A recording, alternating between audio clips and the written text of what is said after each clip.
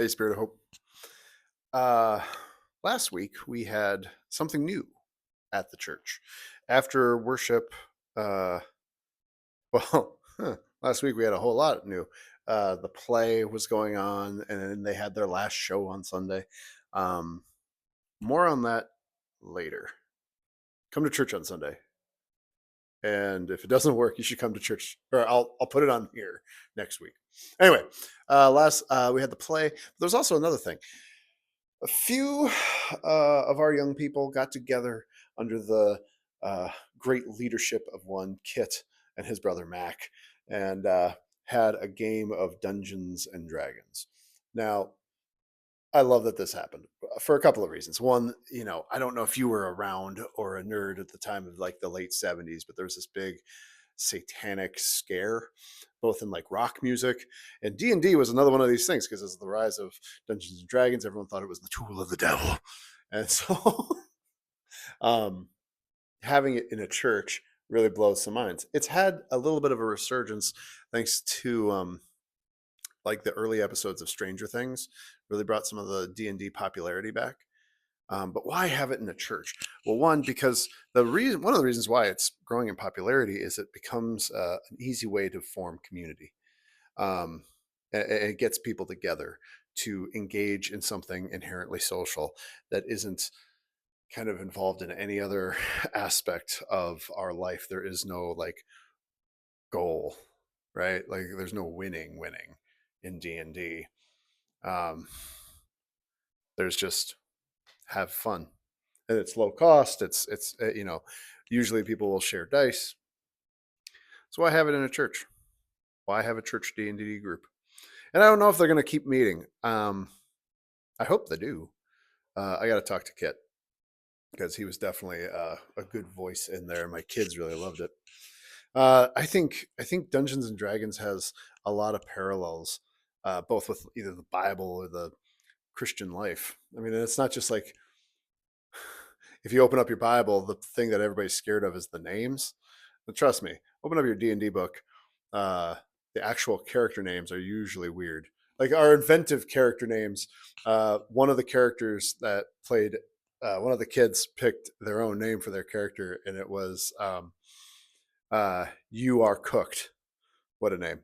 But like frequently in like D&D, the names can be uh, something just ridiculous, similar to the Bible. Like Nebuchadnezzar works in both situations, whether the biblical story or, I mean, a good character name for D&D is Nebuchadnezzar. There's always this question about like rules. I think people are really not just the Bible associated with rules, but like church life. What are the hard and fast rules? And in D&D, there are people who are hard and fast about the rule book. But the most fun is when you're like, we're just trying to get together and have a good time. We're doing the best to make sure everybody's having a good time.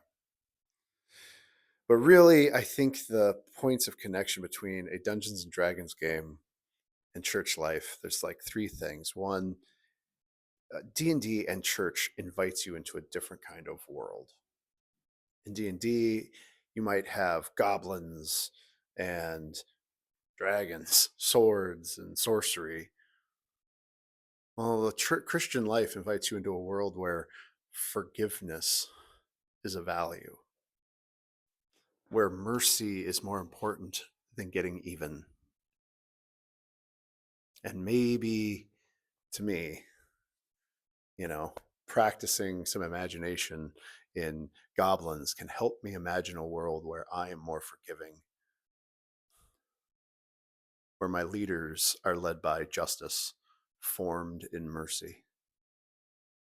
Yeah. So that's one. Number two would be the community, right? Um, there is like you can write character sheets in D&D, roll dice, and try to tell a story by yourself, but it's just not that fun. The fun is being at the table with everybody and you at my friends. The action at the table all around, like the conversation and the hilarity. It's just Christianity is like that too. You can believe in Jesus, you can read your Bible, but if you don't have another person in it, if you're not working it out in a community, I mean, the people who are doing it in community really wonder if you're doing it alone, if you're really doing it. Hmm.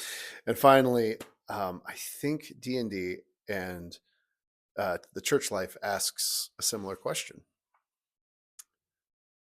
Who will you be?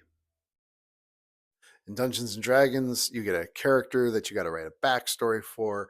You know, there's like sometimes this grid about neutral good or chaotic good or lawful evil. It's a interesting chart, and it's a way of thinking about yourself or like your character and how you're going to be. And the point of the dungeon master, the game leader, is to put a situation in front of you and say, with imagination, what will you do? What would your character do? Similarly, here you are baptized, you are shaped, you are called by a God who loves you, forgives you, and empowers you to live according to the way of the Son, Jesus Christ. And this life presents situations where you have to ask yourself, what will you be?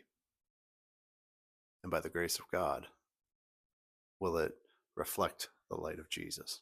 Anyway, a few thoughts on that. Hope to see you Sunday.